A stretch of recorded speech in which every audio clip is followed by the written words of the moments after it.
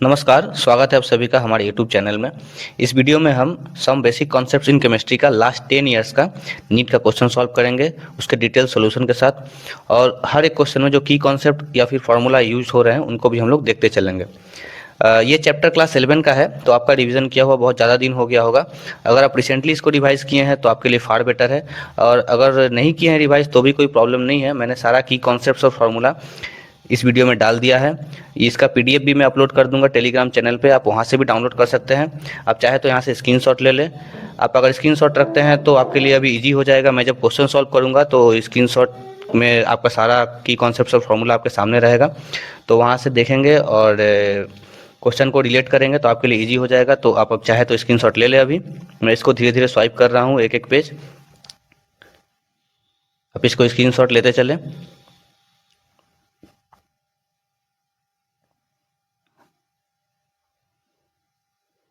तो आ जाते हैं हम अपने पहले क्वेश्चन पे, व्हिच सेज कि suppose the elements x and y combine to form two compounds. दो एलिमेंट दिया हुआ है x और y, which combines to form two compounds x y2 and x3y2। तो पहले कंपाउंड दोनों लिख लेते हैं। हमारे पास क्या क्या कंपाउंड है, x y2 और दूसरा कंपाउंड क्या है, x3y2। Now 0.1 mole of XY2 weight 10 gram. तो 0.1 मोल ऑफ XY2 का वेट कितना दे दिया है, 10 ग्राम, और 0.05 मोल ऑफ X3Y2 का वेट दे दिया 9 ग्राम। तो हमें निकालना क्या है, the atomic weight of X and Y। तो हम पहले इसी को मान लेते हैं कि atomic weight of capital X जो एलिमेंट है उसका हम लोग मान लेते हैं स्मॉल x, और जो कैपिटल Y है उसका हम लोग मान लेते हैं स्मॉल y। तो पहले वाले का मेरा मॉलिक्यूलर वेट कितना हो जाएगा, x प्लस 2y। हम यूनिट नहीं लिख रहे हैं, यूनिट चाहिए भी नहीं इस क्वेश्चन के लिए। अच्छा, दूसरे वाले के लिए मेरा मॉलिक्यूलर वेट क्या हो जाएगा, 3x। 3x एलिमेंट है और 2y एलिमेंट है, तो 3x प्लस 2y। तो ये मेरा दोनों का मॉलिक्यूलर वेट निकल के आ गया। अच्छा, अभी पहले वाला क्या दिया है कि 0.1 मोल पहले वाला जो कंपाउंड है उसका वेट कितना है, 10 ग्राम।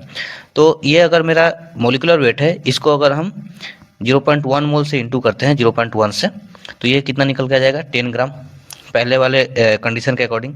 दूसरा वाला कंडीशन क्या दिया है कि 0.05 मोल ऑफ X3Y2 वेज 9 ग्राम। तो हम सेकंड वाले को किससे इंटू करेंगे, 0.05, ये निकल के आ जाएगा मेरा कितना, 9 ग्राम। हम यूनिट अभी के लिए इग्नोर ही कर रहे हैं। अच्छा, तो ये मेरा पहला कंडीशन, ये मेरा दूसरा कंडीशन। अच्छा, दोनों से मुझे क्या मिल रहा है, दो इक्वेशन मिल रहा है।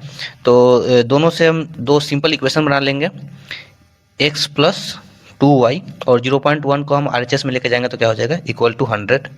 ये मेरा इक्वेशन 1। और दूसरा इक्वेशन क्या बन के आएगा, 3x plus 2y equal to 180। ये मेरा दूसरा इक्वेशन बन के आ गया।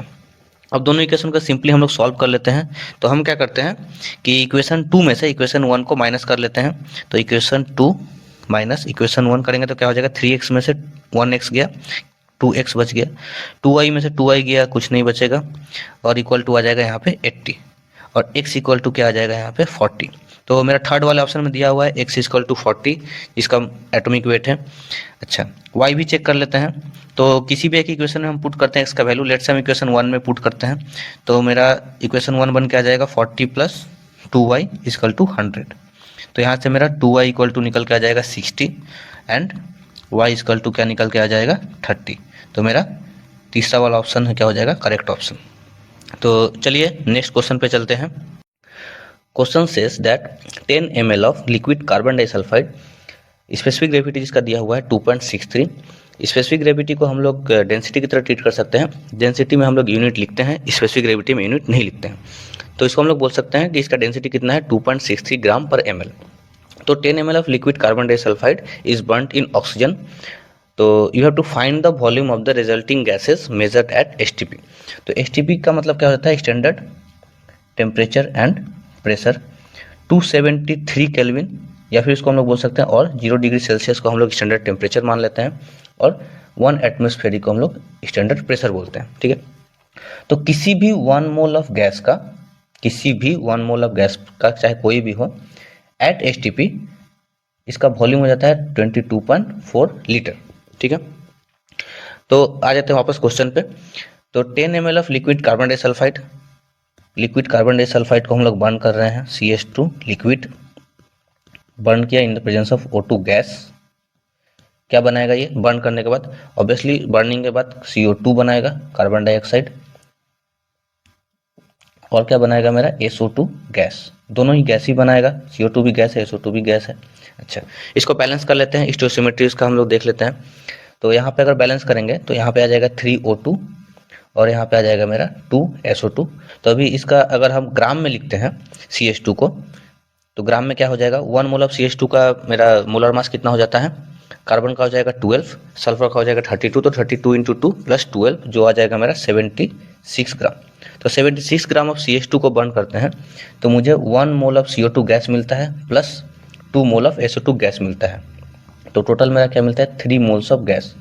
तो गैस कोई भी हो उसका वॉल्यूम क्या हो जाएगा?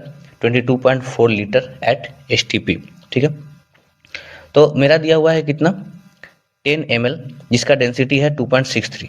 तो अगर मेरा 2.63 डेंसिटी दिया हुआ है इतना ग्राम पर ml, तो 10 ml का मेरा कितना हो जाएगा?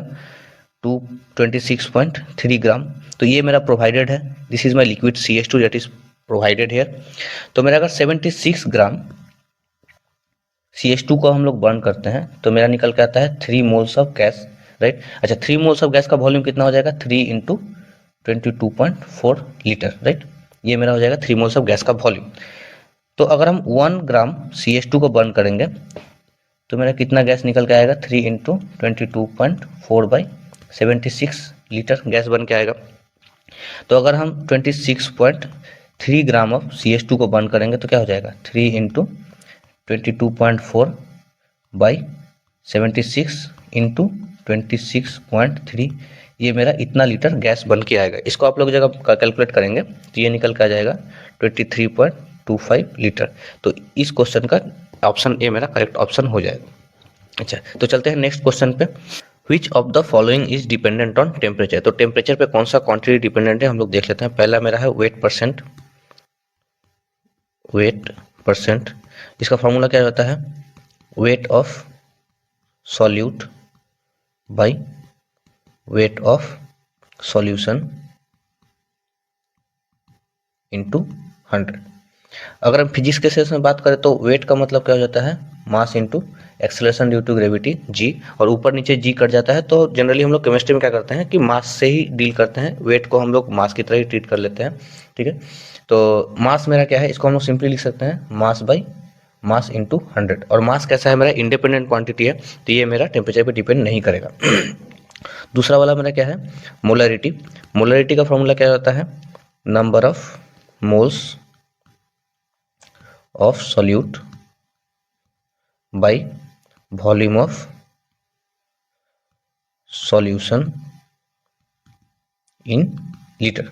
अच्छा, नंबर तो मेरा इंडिपेंडेंट क्वांटिटी है और डिनोमिनेटर में क्या है मेरा? वॉल्यूम। तो वॉल्यूम कैसा क्वांटिटी है मेरा? वॉल्यूम टेम्परेचर पे डिपेंड करता है। तो जनरली अगर हम टेम्परेचर इंक्रीज करते हैं तो वॉल्यूम भी इंक्रीज हो जाता है। तो मेरा दूसरा वाला जो है मोलरिटी हो जाएगा मेरा करेक्ट ऑप्शन, जो टेम्परेचर पे डिपेंड करता है। तीसरा और चौथा भी हम लोग चेक कर लेते हैं। मोलरिटी का फॉर्मूला क्या होता है? इसको हम लोग स्मॉल m से डिनोट करते हैं मोलरिटी को। तो मोलरिटी का फॉर्मूला क्या होता है? Number of moles of solute by mass of solvent in kg, right. तो अगेन नीचे में मास है, ऊपर में नंबर है, दोनों ही इंडिपेंडेंट क्वांटिटी है, तो ये डिपेंड नहीं करेगा टेम्परेचर पे। चौथा नंबर में हमारा क्या है? Mole fraction. तो मोल फ्रैक्शन इक्वल टू क्या होता है? Number of moles of desired component, जिसका हमें मोल फ्रैक्शन निकालना है, by total number of moles, total number of moles of solution. Solution में जितने भी कंपोनेंट है उनका टोटल नंबर ऑफ मोल्स। तो ऊपर भी नंबर नीचे भी नंबर, तो ये भी इंडिपेंडेंट क्वांटिटी है, तो ये भी टेम्परेचर पे डिपेंड नहीं करेगा। तो आइए नेक्स्ट क्वेश्चन पे चलते हैं। नेक्स्ट क्वेश्चन हमारा एसर्शन और रीजन टाइप है। तो एसर्शन में दिया हुआ है equal moles of different substances contain same number of constituent particles. तो ये ऑब्वियस सा बात है कि हम इसको Na से डिनोट करते हैं, जिसको हम लोग एवोगाड्रो नंबर बोलते हैं। 1 मोल के लिए 6.022 इंटू 10⁻²⁰ 23 जो मेरा है कांस्टेंट है, राइट। तो अगर हम 1 मोल ऑफ सब्सटेंस लेते हैं किसी भी गैस या मॉलिक्यूल या किसी भी चीज़ का, तो मेरा 1 मोल में 6.022 into 10 to the power 23 number of particles आता है। 2 मोल्स लेंगे तो 2 इंटू एन हो जाएगा, 3 मोल्स लेंगे तो 3 इंटू एन हो जाएगा। अच्छा, रीजन में क्या दिया हुआ है, तो असर्शन मेरा तो करेक्ट है। रीजन में क्या दिया हुआ है कि equal weights of different substance contain the same number of constituent particles.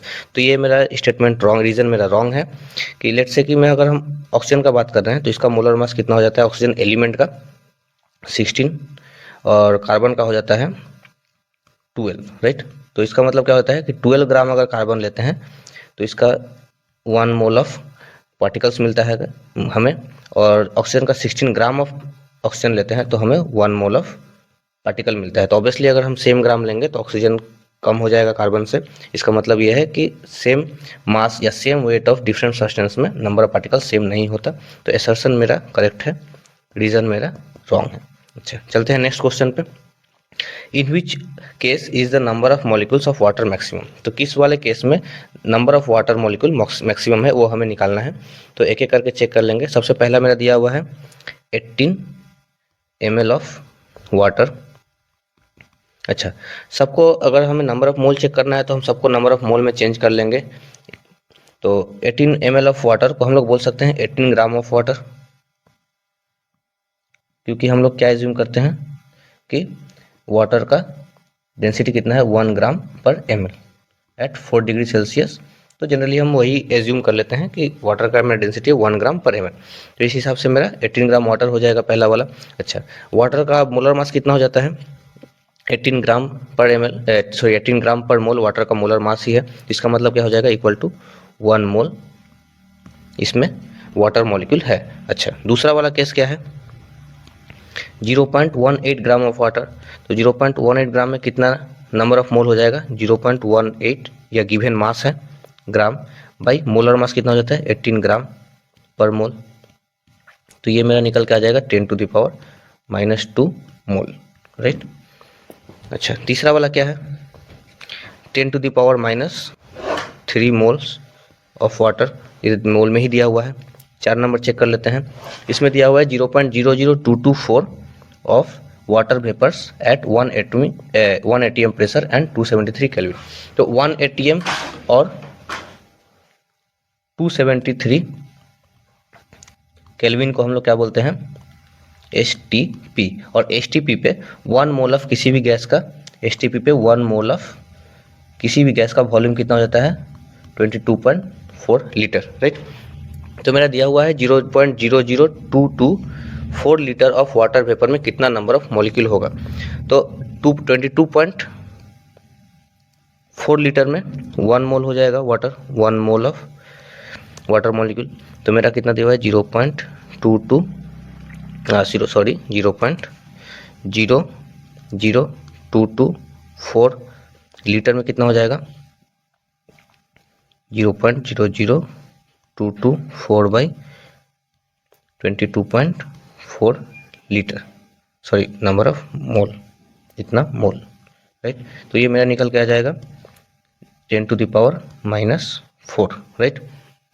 तो मेरा पहला वाला केस में 18 ml ऑफ वाटर में 1 मोल है जो सबसे मैक्सिमम है। तो ये मेरा हो जाएगा करेक्ट ऑप्शन। तो चलिए नेक्स्ट क्वेश्चन पे चलते हैं। A mixture of 2.3 gram formic acid and 4.5 gram of oxalic acid is treated with concentrated H2SO4. The evolved gaseous mixture is passed through KOH pellets. Weight in grams of the remaining product at STP will be. अच्छा, तो question पहले करने से पहले छोटा सा concept जान लेना पड़ेगा कि how this acids will behave in presence of H2SO4. तो H2SO4 acts as both dehydrating agent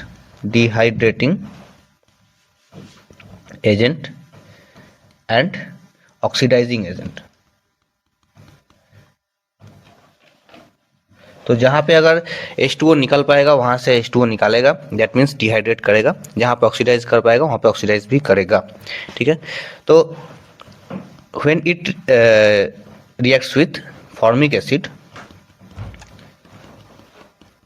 acid के साथ जब हम रिएक्ट करते हैं H2SO4 का, this will form carbon monoxide gas plus H2O, right, this will be liquid. अच्छा, same अगर हम ऑक्जेलिक एसिड के साथ रिएक्ट करते हैं तो यहां से बन के आएगा carbon monoxide plus carbon dioxide gas plus H2O liquid. तो ये रिएक्शन पता होना चाहिए।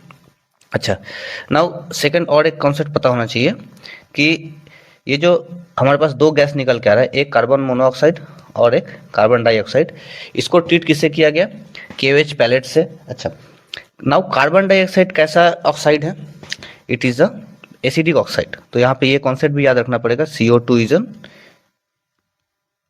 Acidic oxide. और कार्बन मोनोऑक्साइड कैसा ऑक्साइड है, neutral oxide. Carbon monoxide is neutral oxide. अच्छा, सो व्हेन, यहाँ से एक्स्ट्रा पेज ले लेते हैं। So when CO2 acts with KOH, it will form K2CO3 plus H2O। तो मेरा KOH पैलेट से पास करने के बाद मेरा CO2 एब्जॉर्ब हो जाएगा, बचेगा क्या, only carbon monoxide will remain, right. अच्छा, तो हम रिएक्शन को दोबारा से लिख लेते हैं। यहाँ लिख लेते हैं the remaining product is, the remaining product is CO only, right. तो फॉर्मिक एसिड के साथ जब हमने रिएक्ट किया, कॉन्क H2SO4, CO गैस निकल के आया, वाटर निकल के आया, उसको हम लोग नहीं लिखते हैं, जरूरत नहीं है। अच्छा, सेकंड वाला रिएक्शन क्या था, ऑक्जेलिक एसिड, इसको H2C2O4 बोल सकते हैं, मोलिकुलर फार्मूला। इसको जब हमने रिएक्ट करवाया कॉन्क H2SO4 से, ये बनाया CO गैस, CO2 भी बनाएगा, वो एब्जॉर्ब हो जाएगा, तो उसको भी हम लोग नहीं लिखेंगे। अच्छा, अब फॉर्मिक एसिड का मोलर मास कितना हो जाएगा, 46 ग्राम पर मोल। यहाँ से हम बोल सकते हैं कि 1 मोल ऑफ फॉर्मिक एसिड जब रिएक्ट कर रहे हैं तो 1 मोल ऑफ CO गैस निकल के आ रहा है, राइट। तो 46 ग्राम अगर हम फॉर्मिक एसिड रिएक्ट करवाएंगे तो कितना कार्बन मोनोऑक्साइड निकल के आएगा, कार्बन का होता है 12, ऑक्सीजन का होता है 16, 12 और 16 कितना हो जाएगा, 28 ग्राम, राइट। तो 46 ग्राम ऑफ फॉर्मिक एसिड को जब हम लोग कॉन्सेंट्रेटेड H2SO4 के साथ रिएक्ट करवाएंगे, 28 ग्राम ऑफ CO निकल के आएगा। अच्छा, दिया कितना है, प्रोवाइडेड कितना है हमारे पास, 2.3 ग्राम ऑफ फॉर्मिक एसिड। तो 2.3 ग्राम के लिए कितना आएगा, 2.3 ग्राम के लिए निकाल लेंगे 28/46 इंटू 2.3। ये आप जब कैलकुलेट करेंगे तो ये निकल के आ जाएगा 1.4 ग्राम। अच्छा, अभी ऑक्जेलिक एसिड के साथ देख लेते हैं। ऑक्जेलिक एसिड का मोलर मास कितना होता है, 90 ग्राम पर मोल। तो 90 ग्राम जब रिएक्ट कराएंगे तो ये भी 1 मोल ऑफ CO निकल के आएगा, दैट इज 28 ग्राम निकल के आएगा। और ऑक्जेलिक एसिड कितना प्रोवाइडेड है, 4.5 ग्राम। तो 4.5 ग्राम जब ऑक्जेलिक एसिड को रिएक्ट करवाएंगे H2SO4 के साथ, तो ये कितना बनाएगा, 28/90 इंटू 4.5, और इसको भी कैलकुलेट करेंगे तो ये भी निकल के आ जाएगा 1.4 ग्राम। तो टोटल मेरा कितना आ गया, टोटल CO कितना आ गया मेरा, 2.8 ग्राम, राइट। तो ऑप्शन 4 मेरा हो जाएगा करेक्ट ऑप्शन। तो चलिए नेक्स्ट क्वेश्चन पे चलते हैं। The question says to 1 gram of gas A at 4 bar pressure, if we add 2 gram of gas B, the total pressure inside the container becomes 6 bar. तो which of the following statement will be true? तो हमारे पास 1 gram of gas A दिया हुआ है किसी container में, जिसका total pressure है 4 बार। उसके बाद हमने क्या किया, 2 gram of gas B add किया, और सेम कंटेनर में गैस B ऐड करने के बाद टोटल प्रेशर कितना हो गया, 6 बार। तो अब हमें निकालना है कि इसमें से कौन सा स्टेटमेंट ट्रू है। तो सबसे पहले छोटा सा कॉन्सेप्ट जान लेना पड़ेगा। The concept is that ideal gas equation होता है PV is equal to nRT, where P is pressure, V is the volume, N is the number of moles, R is universal gas constant, and T is temperature at which the reaction or the process is going on. अच्छा, तो यहाँ से हम बोल सकते हैं P is equal to RT/V। और इस केस में हमारा क्या है, वॉल्यूम कांस्टेंट है, कंटेनर सेम है, टेम्परेचर नहीं दिया हुआ है, मींस टेम्परेचर भी कांस्टेंट है, R is always constant. Only the change क्या हो रहा है, number of moles, that is दूसरा गैस ऐड कर रहे हैं तो नंबर ऑफ मोल चेंज होगा और मेरा प्रेशर चेंज होगा, राइट। तो हमें प्रेशर और नंबर ऑफ मोल के बीच कंडीशन या फिर रिलेशन हमें निकालना है। अच्छा, तो देख लेते हैं पहला कंडीशन मेरा क्या है, P1 स्टार्टिंग में प्रेशर कितना था, equal to 4 bar and that is equal to nRT/V। तो n क्या हो जाएगा, नंबर ऑफ मोल्स। लेट से हम जो गैस A है उसका हम मोलिकुलर मास मान लेते हैं Ma, ठीक है। तो नंबर ऑफ मोल्स क्या हो जाएगा, 1 gram, that is given mass by Ma is the molecular mass of compound A और गैस A, और उसके बाद RT/V जो मेरा कांस्टेंट है। अच्छा, ये मेरा एक इक्वेशन बन के आ जाएगा। अच्छा, दूसरा इक्वेशन, जब हमने B गैस ऐड कर दिया तो मेरा प्रेशर कितना आया, 6 bar, that will be equal to. अच्छा, अभी B ऐड करने के बाद टोटल नंबर ऑफ मोल्स कितना हो जाएगा, B का हम लोग एज्यूम कर लेते हैं मोलिकुलर मास कितना है, Mb। तो मेरा ऑलरेडी था Ma 1/Ma प्लस B के लिए 2 ग्राम गिवन है, बाई मोलर मास कितना है B का, Mb। तो ये मेरा टोटल नंबर ऑफ मोल्स हो गया और RT/V तीनों ही कांस्टेंट है, तो ये मेरा दूसरा इक्वेशन बन के आ गया, राइट। अब सिंपल सा हम क्या करना है, दोनों इक्वेशन को सॉल्व करना है। सॉल्व करेंगे तो Ma और Ma के बीच, Ma और Mb के बीच रिलेशन हमारा निकल के आ जाएगा। अच्छा, तो इक्वेशन 1 को हम लोग दोबारा लिख लेते हैं यहाँ फ्रेश से, 1/Ma RT/V equal to 4, equation 1 है। और दूसरा इक्वेशन क्या है, 1/Ma plus 2/Mb RT/V equal to 6, ये मेरा दूसरा इक्वेशन है, ठीक। अच्छा, अभी हम लोग क्या कर सकते हैं, RT/V पहले इक्वेशन में भी है, दूसरे इक्वेशन में भी है, तो हमें इसको हटा देना पड़ेगा। तो उसके लिए हम जब हटाना होता है तो क्या करते हैं, डिवाइड करते हैं दो इक्वेशन को, राइट। तो हम कर सकते हैं equation 2 divide by equation 1, right. तो हम एक्स्ट्रा पेज ले लेते हैं, तो हम क्या करते हैं, इक्वेशन 2 डिवाइड बाई इक्वेशन 1, ये करेंगे तो क्या आ जाएगा, 1/Ma प्लस 2/Mb, नीचे में आ जाएगा 1/Ma, that is equal to 6/4, right. अच्छा, इसके बाद हम लोग इसको सॉल्व कर लेंगे। तो हम इसको 1/Ma को ऊपर लेके जाते हैं तो क्या हो जाएगा, 1/Ma plus 2/Mb into Ma ऊपर चला आएगा, इक्वल टू 6/4 को हम लोग 3/2 भी लिख सकते हैं। अच्छा, यहाँ से इंटू कर लेते हैं इसको, तो ये आ जाएगा 1 plus 2Ma/Mb that is equal to 3/2, और यहाँ से हम 1 को उस साइड लेके जाते हैं तो 2Ma/Mb equal to 3/2 minus 1 and that will be equal to 2 3 minus 2 that is 1/2। अच्छा, तो यहाँ से हम Mb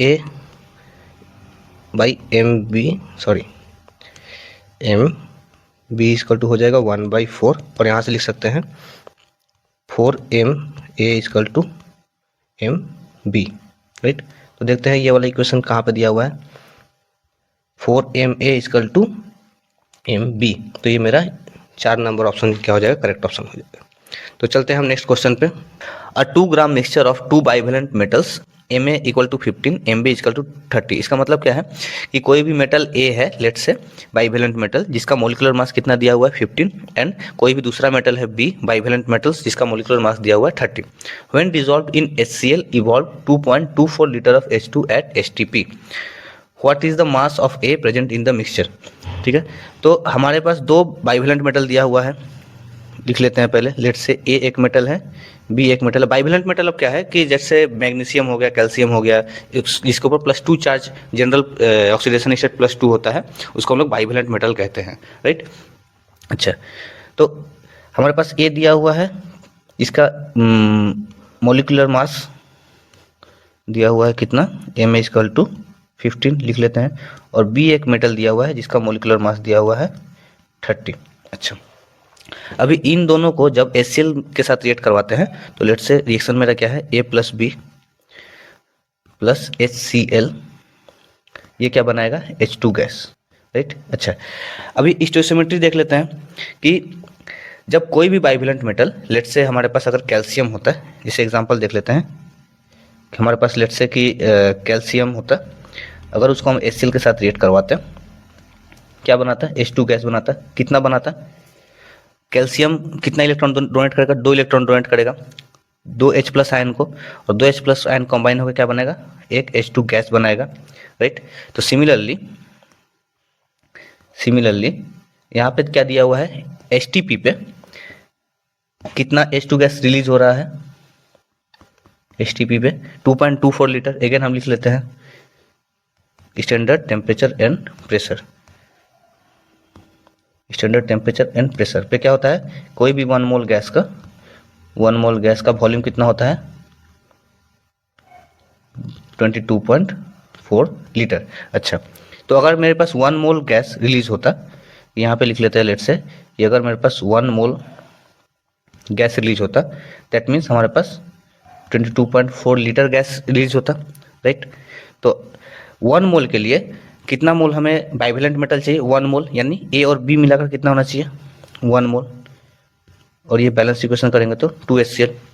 तो इसका मतलब क्या निकल के आता है कि अगर A और B सारा कुछ मिला के मेरे पास 1 मोल रहता बाइवेलेंट मेटल, तो हमारा 1 mole of H2 gas release होता। अच्छा, प्रोवाइडेड कितना है, दिया हुआ कितना है, 2.24 लीटर रिलीज हो रहा है। इसका मतलब क्या है कि हमारे पास कितना है, दैट इज 0.1 मोल,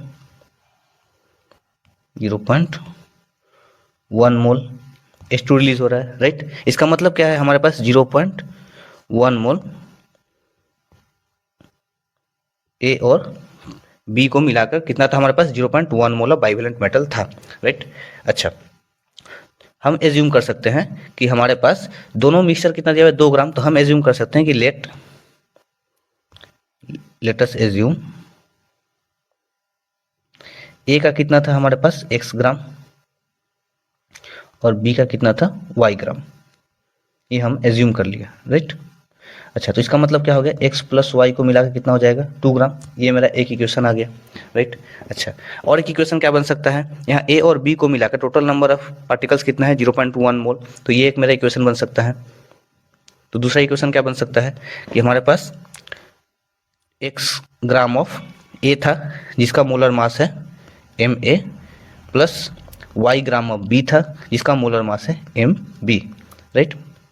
तो इन दोनों को मिलाकर कितना हो जाएगा, 0.1 मोल, राइट। इसको सिंप्लीफाई कर लेते हैं, इसको हम लिख सकते हैं क्या, x बाई ए में कितना दिया हुआ है, 15, ए में दिया हुआ है 15 और एम भी दिया हुआ है 30, राइट। तो plus y by 30 that is equal to 0.1, और इसको हम लोग क्या लिख सकते हैं, 30 2x plus Y equal to 0.1 और x 2x plus Y equal to 3, we can write it. तो ये मेरा दूसरा इक्वेशन मिल गया। अच्छा, पहला इक्वेशन क्या था, दोबारा से यहाँ लिख लेते हैं, x plus Y equal to 2, x plus Y equal to 2, ये मेरा पहला इक्वेशन था। अभी क्या करते हैं कि दूसरे इक्वेशन से इक्वेशन 2 माइनस इक्वेशन 1 कर लेते हैं। तो 2 में से 1 को डिवाइड माइनस करेंगे तो क्या आ जाएगा, x इक्वल टू 1। इसका मतलब क्या हो गया, x मेरा कितना था, 1 ग्राम था, राइट। तो ऑप्शन पहला वाला ऑप्शन मेरा हो जाएगा करेक्ट ऑप्शन। अच्छा, चलिए दूसरे क्वेश्चन पे चलते हैं। Eight constant temperature density of gas A is twice that of B and molar mass of A is half of B. तो ratio of their pressures PA by PB ये हमें निकालना है। अच्छा, तो हम जो कंडीशन दिया हुआ पहले लिख लेते हैं कि डेंसिटी, जिसको हम रो से डिनोट करते हैं, density of gas A is twice of density of gas B, ये मेरा एक कंडीशन दिया हुआ है। अच्छा, दूसरा कंडीशन क्या दिया हुआ है कि molar mass of A is half of molar mass of B, right. इसको हम लोग सिंप्लीफाई करके लिख सकते हैं 2Ma इक्वल टू Mb। अच्छा, अभी हमें क्या निकालना है, PA बाई PB निकालना है, मतलब दोनों का जो प्रेशर है उसका रेशियो निकालना है। तो अगेन वही ideal gas equation, ideal gas equation क्या कहता है, PV इक्वल टू NRT, और यहाँ से हम लोग लिख सकते हैं P equal to N by V R T, right. अच्छा, अभी हमें निकालना क्या है, P A by P B, ये हमें निकालना है। तो हम क्या लिख सकते हैं, n A R T by V by n B R T by V, ये हम लिख सकते हैं। आर टी यहाँ पे आर कांस्टेंट है, टेम्परेचर भी कांस्टेंट है, क्वेश्चन में ही दिया हुआ है, तो हम इसकल टू इसको लिख सकते हैं n A by V by n B by भी। अच्छा, अब नंबर ऑफ मोल्स कैसे निकालते हैं हम लोग, number of moles N X equal to कोई भी एलिमेंट या कोई भी मॉलिक्यूल के लिए क्या निकालता हूँ, weight of x by molar mass of x, यही हम निकालते हैं। तो हम यही सेम इक्वेशन या सेम फार्मूला हम अपने इक्वेशन में पुट, इस वाले इक्वेशन में पुट करेंगे। इस वाले इक्वेशन में पुट करेंगे तो क्या हो जाएगा, P A by P B equal to weight of A by molar mass of A by भी,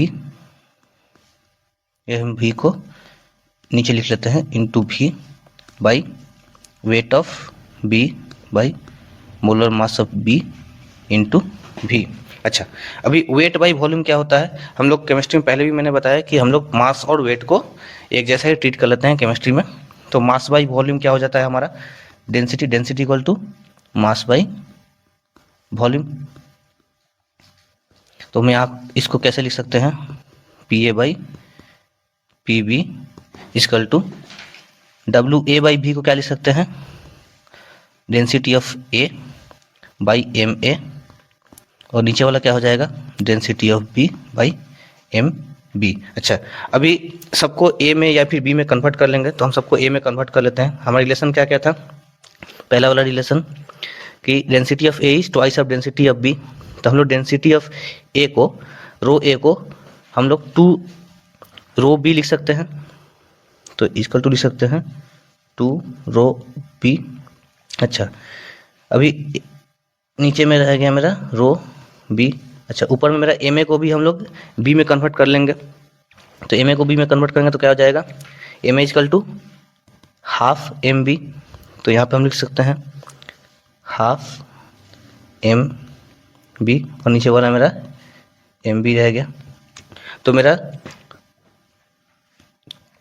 रो बी कट जाएगा, एम बी कट जाएगा, क्या बचेगा, और sorry P A by P B equal to 2, और ऊपर में नीचे में क्या है 2 बाई हाफ, और नीचे में क्या है 1, और इक्वल टू 2 इंटू हाफ को ऊपर में लेके जाएंगे तो क्या हो जाएगा 2 by 1 that is equal to 4।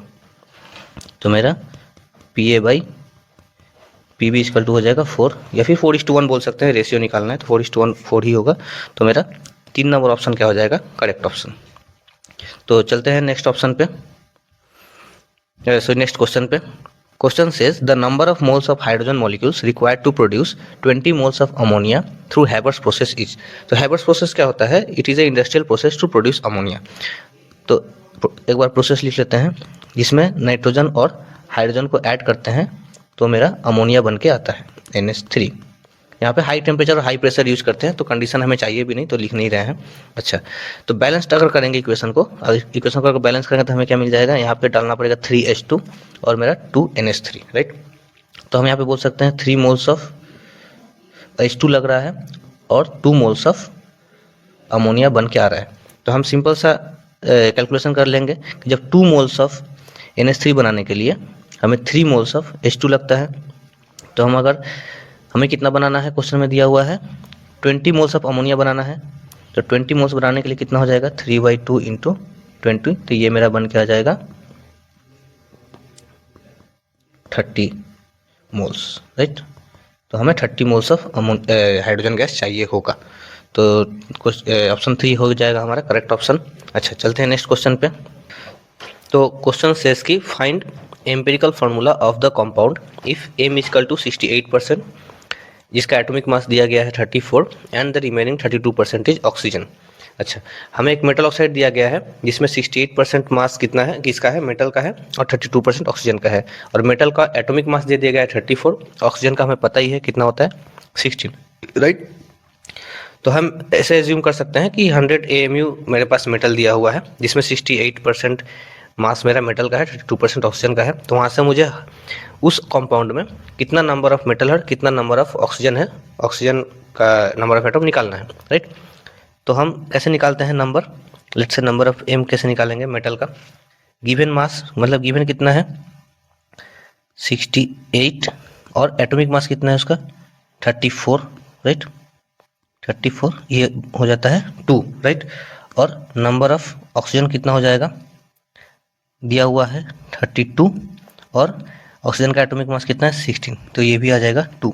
तो हम बोल सकते हैं number of metals is to number of oxygen कितना हो जाएगा 2:2, that is 2:2 that is equal to 1:1।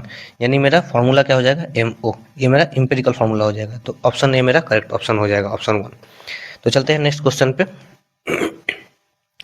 Next question क्या बोल रहा है, in a chemical reaction A+B forms AB, B is acting as limiting reagent, choose the correct option. तो limiting reagent क्या होता है, तो मेरे किसी भी रिएक्शन में वो रिएजेंट जो रिक्वायर्ड अमाउंट से कम होता है, मीन्स बैलेंस केमिकल इक्वेशन में जितना मोल या जितना ग्राम हमें चाहिए होगा उससे अगर कम मेरा अवेलेबल रहेगा तो उस रिएजेंट को हम क्या बोलेंगे limiting reagent, because it's limits the yield of the reaction, right. तो यहाँ पे हमें क्या दिया गया है, जैसे एक एग्जांपल ही देख लेते हैं पहले। जैसे हैबर्स प्रोसेस हमने किया था, हैबर्स प्रोसेस का क्वेश्चन। तो यहाँ पे क्या होता है N2 + H2 क्या बनाता है अमोनिया, राइट। तो बैलेंस करते हैं तो क्या निकल के आता है 3H2 2NH3। तो यहाँ पे हमें यहाँ से क्या मिलता है कि 1 mole of N2 3 mole of H2 के साथ रिएक्ट करता है और 2 मोल ऑफ अमोनिया बनाता है। तो यहाँ पे अगर मेरा अगर 3 मोल से कम अवेलेबल रहा हाइड्रोजन तो उसको हम क्या बोलेंगे लिमिटिंग रिएजेंट। या फिर नाइट्रोजन 1 से कम अवेलेबल रहा, 1 मोल से कम अवेलेबल रहा, तो हम नाइट्रोजन को लिमिटिंग रिएजेंट बोल देंगे। तो वापस से क्वेश्चन पे आ जाते हैं। तो यहाँ पे मेरा पहला वाला ऑप्शन में क्या दिया गया है 50 एटम ऑफ A और 100 एटम ऑफ B। तो मेरा रिएक्शन में ऑलरेडी दिया ही गया है कि 1 मोल ऑफ A और 1 मोल ऑफ B चाहिए 1 मोल ऑफ AB बनाने के लिए, राइट।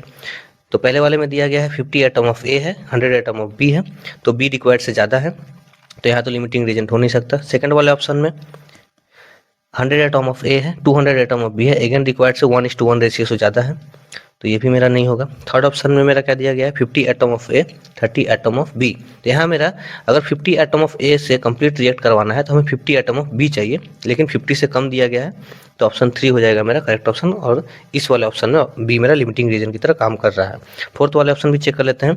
50 एटम ऑफ A है, अगेन B मेरा क्या दिया है ज़्यादा दिया गया है, तो ये भी मेरा लिमिटिंग रीजन यहाँ पे B नहीं होगा, राइट। तो ऑप्शन 3 मेरा करेक्ट ऑप्शन हो जाएगा। तो चलते हैं नेक्स्ट क्वेश्चन पे। Which of the following has maximum number of atoms? तो इनमें से किस में सबसे ज़्यादा नंबर ऑफ एटम्स है वो निकाल लेंगे। तो पहला वाला केस क्या है 1 ग्राम ऑफ सिल्वर। तो मैक्सिमम नंबर ऑफ मोल्स कैसे निकालते हैं, number of moles equal to given mass by molecular mass या फिर एटॉमिक मास जो भी हो। तो यहाँ पे क्या है सिल्वर एटम है, तो 1 नंबर केस में हम निकाल लेते हैं। गिवन कितना है 1, एटॉमिक मास कितना है 108। अच्छा ये नंबर ऑफ मोल्स आया और इसमें हम इनटू एवोगाड्रो नंबर से इनटू करेंगे तो मेरा नंबर ऑफ एटम्स आ जाएगा, राइट। अच्छा दूसरा वाला केस में क्या है 1 ग्राम ऑफ मैग्नीशियम दिया हुआ है given, divide by atomic mass कितना दिया हुआ है मैग्नीशियम का 24 इंटू Na करेंगे तो टोटल नंबर ऑफ एटम्स आ जाएगा। अच्छा तीसरे वाले केस में क्या है 1 ग्राम ऑफ O2 दिया हुआ है जिसका एटॉमिक मास है, ऑक्सीजन का एटॉमिक मास है 16, तो O2 का क्या हो जाएगा 32। तो हम क्या करेंगे 1/32 इंटू Na, और एक ऑक्सीजन मॉलिक्यूल में 2 ऑक्सीजन एटम है तो इंटू 2 कर देंगे, तो ये मेरा निकल के आ जाएगा number of atoms in O2 gas. अच्छा फोर्थ नंबर क्या है 1 ग्राम ऑफ लिथियम। तो फोर्थ नंबर में 1 बाई लिथियम का एटॉमिक मास है 7 इंटू Na, राइट। अच्छा तो इन चारों के इसको हम लोग सिंप्लीफाई कर लेंगे तो क्या हो जाएगा 1/16 इंटू Na। तो ऑब्वियसली जिसका डिनोमिनेटर सबसे छोटा है दैट इज लिथियम के केस में वही सबसे बड़ा नंबर है, तो उसमें मेरा नंबर ऑफ 4 नंबर ऑप्शन में लिथियम में 1 ग्राम लिथियम में नंबर ऑफ एटम सबसे ज़्यादा होगा।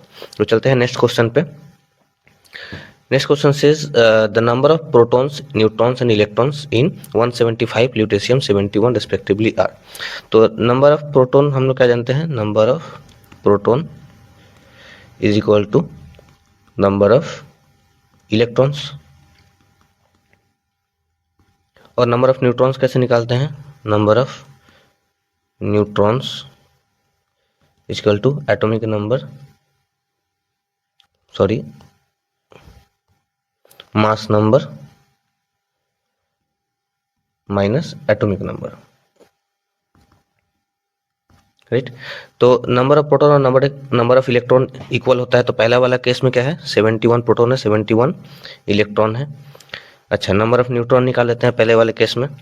तो नंबर ऑफ न्यूट्रॉन क्या हो जाएगा पहले वाले केस में? 175 जो मास नंबर है माइनस 71 दैट इज 104, राइट।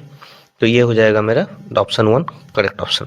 अच्छा, ऑप्शन 2 भी चेक कर लेते हैं। यहाँ तो नंबर ऑफ प्रोटॉन और number of electron he different है। थर्ड वाले केस में भी सेम, प्रोटॉन और इलेक्ट्रॉन डिफरेंट है। फोर्थ वाले में भी प्रोटॉन और इलेक्ट्रॉन डिफरेंट है, तो वो तो होगा ही नहीं। तो चलते हैं नेक्स्ट क्वेश्चन पे। नेक्स्ट क्वेश्चन बोल रहा है the 1 mole of carbon atom weighs 12 gram, the number of atoms in it is equal to. तो ऑब्वियसली हमें पता है 1 मोल में नंबर ऑफ एटम कितना है। कार्बन कैसा है? सिंगल एटम का बात हो रहा है यहाँ पे। तो मेरा ऑप्शन 1 करेक्ट ऑप्शन हो जाएगा, जो मेरा एवोगैड्रो नंबर है 6.022 इंटू 10⁻23। तो चलते हैं नेक्स्ट क्वेश्चन पे। An organic compound contains 78% by weight carbon and remaining percentage by of hydrogen. The right option for the empirical formula of the compound is। अच्छा, अभी एक हमारे पास कंपाउंड दिया गया है हाइड्रोकार्बन, जिसमें कार्बन कितना दिया हुआ है बाई वेट 78% और बाकी का कितना है? बाकी ये लिख लेते हैं 78% कार्बन है और हाइड्रोजन कितना है? रेस्ट हो गया 22%, ये हमारा हाइड्रोजन हो जाएगा, राइट। तो हम एज्यूम कर लेंगे क्या कि हमारे पास 100 ग्राम कंपाउंड है, या हम एटॉमिक मास में अगर बात करें तो 100 AMU और 100 U कंपाउंड है मान लेंगे। लेट्स से हमारे पास, हम ग्राम में एज्यूम कर लेते हैं 100 ग्राम कंपाउंड है, जिसमें से 78 ग्राम क्या है? कार्बन है। तो मॉलिक्यूल में ग्राम्स ऑफ कार्बन या फिर नंबर ऑफ कार्बन हम कैसे लिख सकते हैं? 78 जो मेरा मास है बाई एटॉमिक मास कितना, एटॉमिक वेट कितना दिया है कार्बन का? 12, दैट इज इक्वल टू कितना जाएगा? 6.5। अच्छा, ये हमारा किसका आ गया? कार्बन का। उसके बाद हाइड्रोजन का कितना है? 22। अच्छा, एटॉमिक वेट कितना है? 1, दैट इज इक्वल टू 22। ये हमारा हो जाएगा हाइड्रोजन का, राइट। अच्छा, तो अब सिंपल रेशियो निकाल लेंगे। कार्बन इज टू हाइड्रोजन क्या हो जाएगा? Carbon is to hydrogen 6.5:22। इसको अगर हम सिंपल रेशियो में लाएंगे होल नंबर में, तो इसको हम लोग काट के देखते हैं क्या आता है। 6.5 से कितना बार में कटेगा? 1:, ये कट जाएगा 3.3 समथिंग आएगा, राइट। तो इसको नियरेस्ट होल नंबर में करेंगे तो क्या आ जाएगा? 1:3। इसका मतलब क्या हो गया? हमारा फॉर्मूला क्या हो जाएगा? Empirical formula CH3। तो हमारा फोर्थ ऑप्शन हो जाएगा करेक्ट ऑप्शन।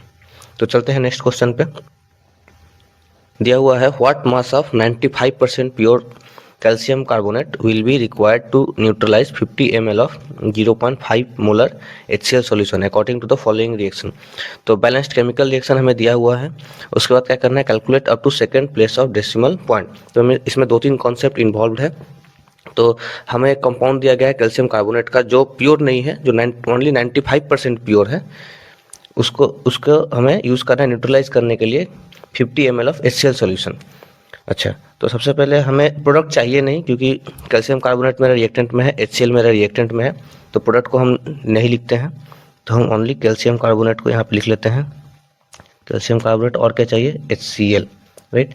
हमें according to balanced chemical equation 2 HCl को न्यूट्रलाइज करने के लिए हमें 1 मोल, या फिर बोल सकते हैं 2 मोल HCl को न्यूट्रलाइज करने के लिए 1 मोल ऑफ कैल्शियम कार्बोनेट चाहिए। अच्छा, मोलर मास क्या हो जाएगा कैल्शियम कार्बोनेट का? 40 प्लस कार्बन का 12 और 3 ऑक्सीजन है, मीन्स 48, और इसका हो जाएगा मीन्स 100 ग्राम पर मोल। ये मोलर मास हो जाएगा कैल्शियम कार्बोनेट का। और HCl का क्या हो जाएगा मोलर मास? 36.5, और 2 के लिए क्या हो जाएगा? 2 × 36.5, ये ग्राम पर मोल इसका मोलर मास। तो 36.5 दैट इज इक्वल टू 73 ग्राम हमें रिक्वायर्ड होगा, राइट। तो हमें 100 ग्राम कैल्शियम कार्बोनेट चाहिए होगा 73 ग्राम HCl को न्यूट्रलाइज करने के लिए according to balanced chemical equation. अच्छा, तो हम सबसे पहले क्या करेंगे कि हमारे पास दिया हुआ है 50 ml solution of 0.5 molar HCl। तो 50 ml में कितना नंबर ऑफ मोल HCl आता है वो निकाल लेंगे। तो हमारे पास सॉल्यूशन है HCl सॉल्यूशन कितना दिया हुआ है? सॉल्यूशन कितना है 0.5 मोलर और कितना दवा है 50 ml।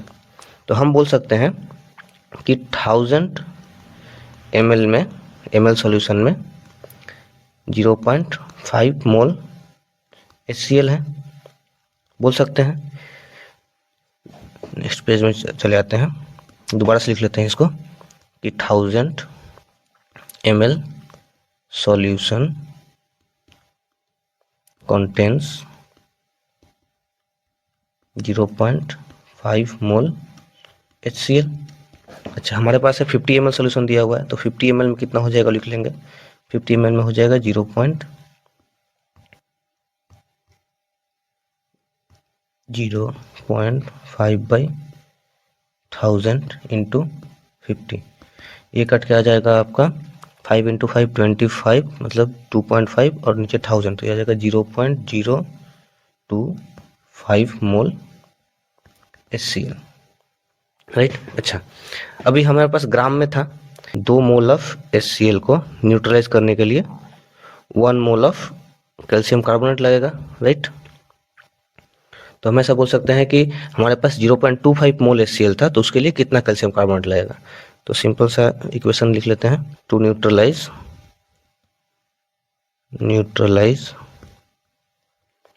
2 mole HCl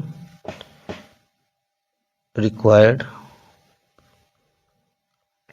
CaCO3 is 1 mole, right. तो हमारे पास है टू न्यूट्रलाइज 0.025 मोल HCl है, उसको करने के लिए कितना लगेगा 1/2 into 0.025 and that is equal to, ये कितना आ जाएगा 0.0125 मोल कैल्शियम कार्बोनेट लगेगा, मतलब प्योर कैल्शियम कार्बोनेट, राइट। अच्छा, तो 0.0125 को हम लोग ग्राम में कन्वर्ट कर लेते हैं, तो हमारा मोलर मास कितना होता है कैल्शियम कार्बोनेट का 100 ग्राम पर मोल, यानी 1 मोल CaCO3 weighs 100 ग्राम। तो हमारा कितना चाहिए 0.0125 मोल चाहिए, इसका वेट कितना हो जाएगा 100 इंटू 0.0125, तो ये आ जाएगा 1.25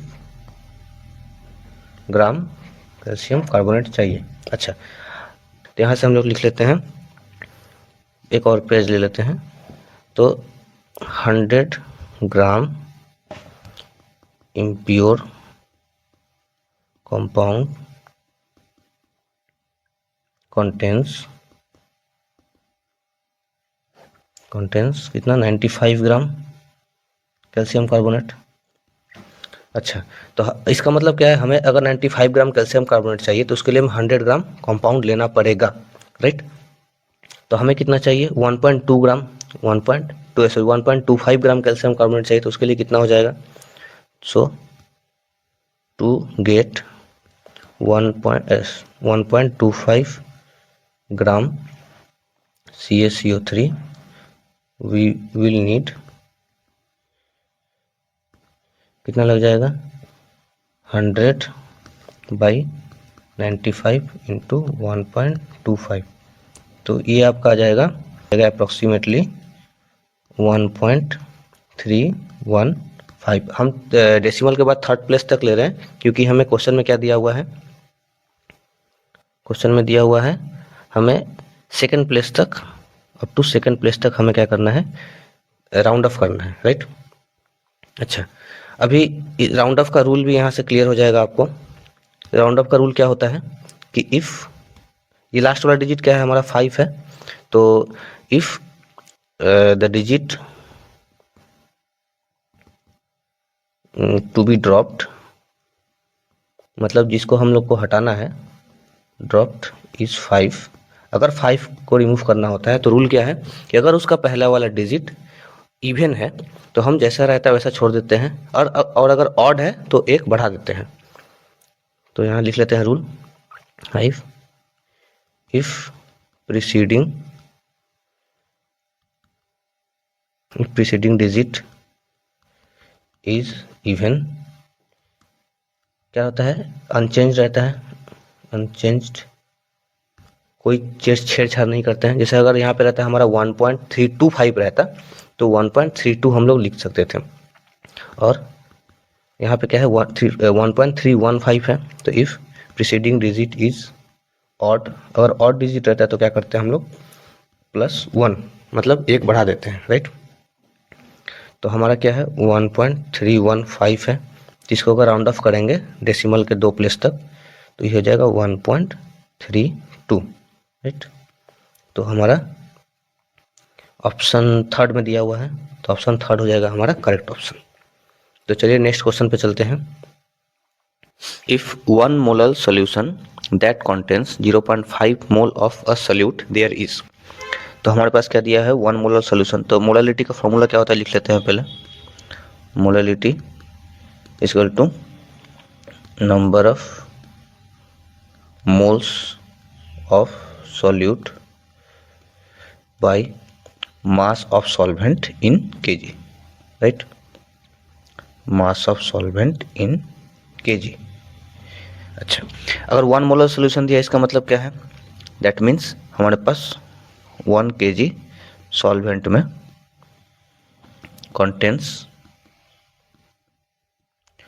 1 मोल ऑफ सॉल्यूट। तो 0.5 मोल ऑफ सॉल्यूट रहेगा तो ऑब्वियसली सॉल्वेंट कितना हो जाएगा 500 ग्राम। तो हमारा ऑप्शन 3 हो जाएगा करेक्ट ऑप्शन। अच्छा, चलते हैं नेक्स्ट क्वेश्चन पे। तो क्वेश्चन क्या बोल रहा है, the density of the solution is 2.15 gram per ml, then mass of 2.5 ml solution in correct significant figure is. तो हमारा डेंसिटी कितना दिया हुआ है लिख लेते हैं 2.15 ग्राम पर ml। इसका मतलब क्या होता है 1 ml सॉल्यूशन with 2.15 था ना, डेंसिटी 2.15 ग्राम। तो हमारा प्रोवाइडेड कितना है 2.5 ml, तो इसका मास कितना हो जाएगा 2.15 इंटू 2.5, और ये कितना निकल के आ जाएगा 5.375 ग्राम। अच्छा, इसको करेक्ट सिग्निफिकेंट फिगर तक लेके जाना है तो रूल क्या है, तो मल्टीप्लिकेशन और डिवीजन में जिस वाले टर्म में सबसे कम सिग्निफिकेंट फिगर आता है उतना ही सिग्निफिकेंट फिगर हम अपने आंसर में रखते हैं, राइट। तो हमारे पास क्या क्या टर्म था, एक था हमारे पास 2.5, 2.15 और 2.5, राइट। तो 2.5 में कितना सिग्निफिकेंट फिगर है, 2 सिग्निफिकेंट फिगर है, तो हम 2 सिग्निफिकेंट फिगर तक ही लेके जाएंगे आंसर को। तो हम 5.375 को लेके जाएंगे। अच्छा, 2 सिग्निफिकेंट फिगर कौन कौन सा है, 5 और 3 तक लेके जाना है। उसके बाद कौन सा है, उसके बाद है 7। तो 7 क्या है 5 से ज़्यादा है, तो हम क्या करेंगे यहाँ पे +1 कर देंगे उसके पहले वाले में, तो ये मेरा आ जाएगा 5.4। तो मेरा थर्ड ऑप्शन करेक्ट ऑप्शन हो जाएगा। तो चलते हैं नेक्स्ट क्वेश्चन पे। क्वेश्चन क्या बोल रहा है, a vessel contains 3.2 gram of dioxygen gas at STP यानी 273.15 kelvin and 1 atmospheric pressure. The gas is now transferred to another vessel at constant temperature where pressure becomes 1/3 of the original pressure. The volume of new vessel in litre is. तो हमें question में क्या दिया हुआ है कि हमारे पास एक वेसल में गैस है, कौन सा gas, dioxygen 3.2 gram of O2। अच्छा, किस कंडीशन में है STP पे। अच्छा, STP पे हमारा वॉल्यूम क्या हो जाता है किसी भी गैस का 1 मोल का वॉल्यूम हो जाता है eight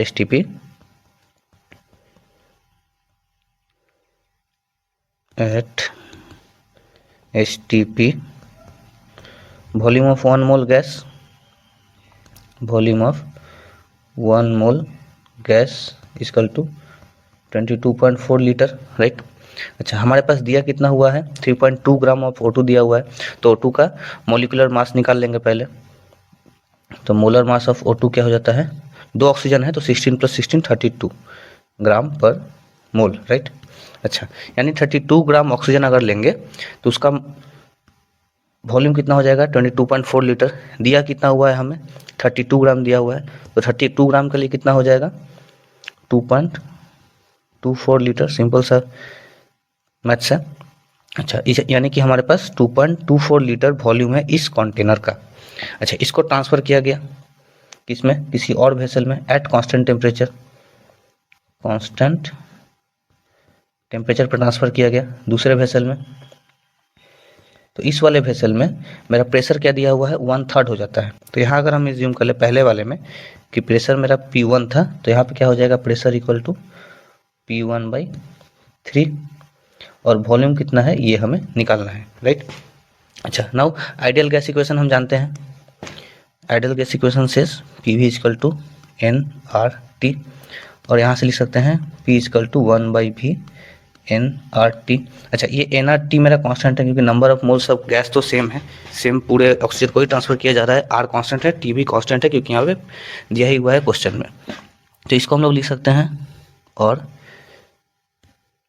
P equal to 1/V, इस पूरे कांस्टेंट को हम C लिख लेते हैं अभी के लिए, ठीक है। अच्छा, तो पहला वाला कंडीशन क्या था, P1 इक्वल टू 1/V1 हम लिख लेते हैं पहला कंडीशन या case one into C constant है, राइट। अच्छा, दूसरे वाले कंडीशन में क्या था, केस टू में क्या था, P1 हो जा रहा है मेरा 1/3 यानी P1 इक्वल टू P1/P2 या फिर दूसरा प्रेशर क्या है P1/3 इक्वल टू 1/V2 ये हमें। अच्छा, यहाँ भी कांस्टेंट ही रहेगा, एक nRT सेम है। तो हमें यहाँ से क्या निकालना है, ये V2 हमें निकालना है, राइट। V2 को कैलकुलेट करना है। तो हम क्या करेंगे, सिंपल सा दोनों इक्वेशन को, इसको हम इक्वेशन 1 देते हैं, इक्वेशन हम इसको 2 देते हैं। तो इक्वेशन 1 बाई इक्वेशन 2 कर लेते हैं।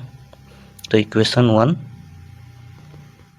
डिवाइड बाई इक्वेशन 2 करेंगे तो क्या आ जाएगा, P1/3 एंड वो इक्वल टू हो जाएगा C/V1 यहाँ पे C/V2, राइट।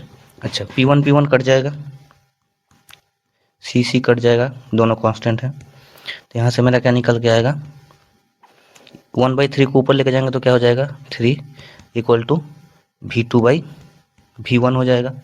और यहाँ से क्या आ जाएगा, V2 equal to 3V1, right. मतलब दूसरा वाला मेरा कंटेनर का जो वॉल्यूम होगा, ये मेरा जो कंटेनर का वॉल्यूम है ये इक्वल टू हो जाएगा V2 इक्वल टू, ये हो जाएगा मेरा कितना, V2 इक्वल टू 3V1। तो V1 मेरा कितना था, 2.24 लीटर, ये मेरा क्या था V1 2.24 लीटर। तो 3V1 क्या हो जाएगा, और हम यहाँ से लिख सकते हैं और V2 इक्वल टू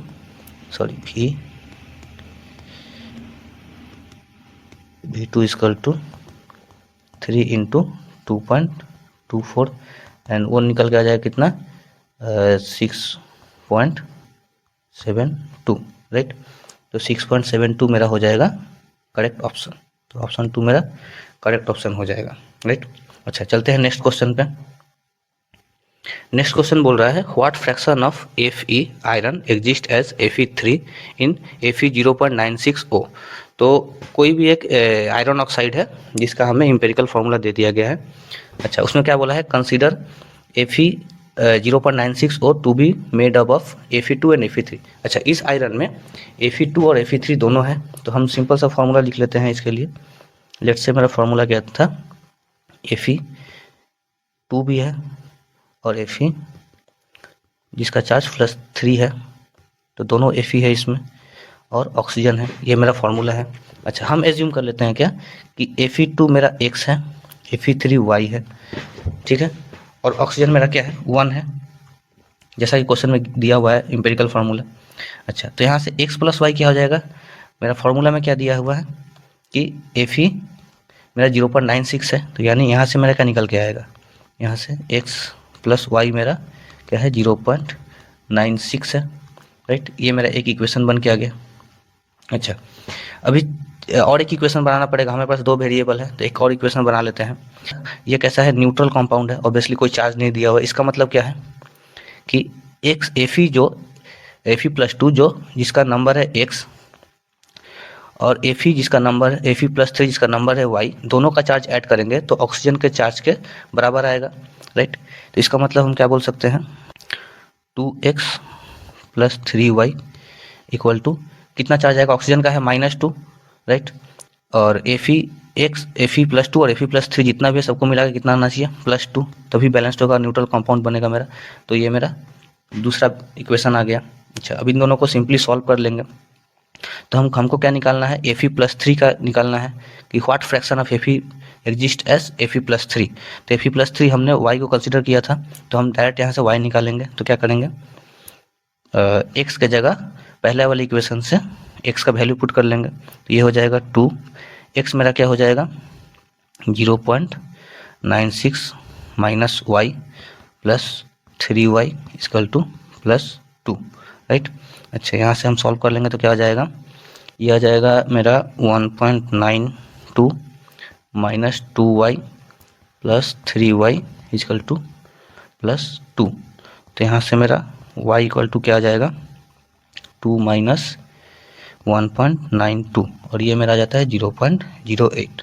अच्छा, तो ये मेरा 0.08 y आ गया। अभी निकालना क्या, फ्रैक्शन निकालना है, मतलब कितना फ्रैक्शन प्रेजेंट है। तो फ्रैक्शन कैसे निकालते हैं, टोटल मेरा दिया हुआ है 0.96, राइट, और y कितना आया है 0.08 पार्ट।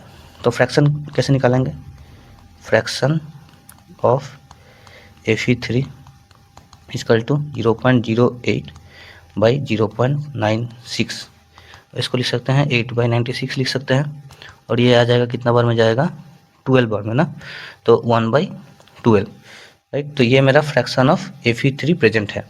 तो देखते हैं कोई ऑप्शन में दिया है या नहीं, कहाँ गया। तो ये ऑप्शन 2 मेरा हो जाएगा करेक्ट ऑप्शन, 1/12। अच्छा, चलते हैं नेक्स्ट क्वेश्चन पे। Question says the right option for the mass of CO2 produced by heating 20 gram of 20% pure limestone is. अच्छा, लाइमस्टोन क्या होता है, कैल्शियम कार्बोनेट को हम लोग लाइमस्टोन कहते हैं।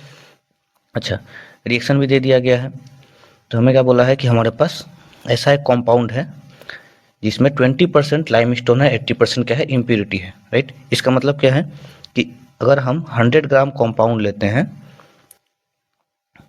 100 ग्राम कंपाउंड, उसमें हमको कितना ग्राम लाइमस्टोन मिल जाएगा या कैल्शियम कार्बोनेट, 20 ग्राम, क्योंकि 20% प्योर है बाई वेट। तो जब भी परसेंटेज दिया होगा प्योरिटी जनरली वेट में ही दिया रहता है, ठीक है, वेट परसेंटेज में। तो अगर 100 ग्राम कंपाउंड लेते हैं तो हमें 20 ग्राम कैल्शियम कार्बोनेट मिलता है। अच्छा, कितना प्रोवाइडेड है, 20 ग्राम प्रोवाइडेड है कंपाउंड। तो 20 ग्राम कंपाउंड में कितना हो जाएगा कैल्शियम कार्बोनेट, ये हो जाएगा 20/100 इंटू 20, और ये निकल के आ जाएगा 4 ग्राम CaCO3। तो हमें अकॉर्डिंग टू रिएक्शन हमें दे दिया गया है CaCO3 क्या बनाता है, कैल्शियम ऑक्साइड और कार्बन डाइऑक्साइड। तो कितना कार्बन डाइऑक्साइड निकलेगा वो हमें निकालना है। तो बैलेंस्ड केमिकल रिएक्शन हम लोग लिख लेते हैं एक बार।